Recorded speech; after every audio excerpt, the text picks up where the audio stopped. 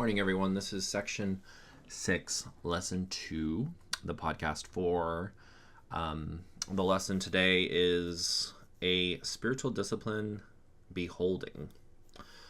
So we're talking about beholding in the sense of opening our eyes wide and gazing at the Lord and seeing his glory in our spirits and being transformed by that day by day by day. And I think in this podcast, I really want to emphasize the fact that all of the spiritual disciplines this week really are disciplines, in the fact that a discipline is something that you do every day, something that you make and determine in your heart and choose that you're going to add to your life every day. When you wake up, you're going to do these things in the day.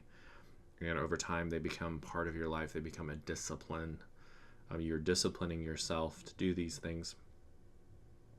So beholding the Lord through his word, reading the word of God, reading about Jesus, beholding, gazing at the Lord, his glory, his beauty, all that he's revealed about himself, participating in silence, being quiet before the Lord, being still and knowing that he's God, and allowing him to just fill you with the peace and the light and the grace. And I think every single person has a different relationship with God because everyone's so unique, uniquely created by God for a relationship with him that's unique to you. So I think that even in the spiritual disciplines, they're all going to look slightly different from person to person. Like everyone's experience and their relationship with God is going to be different because we're all different.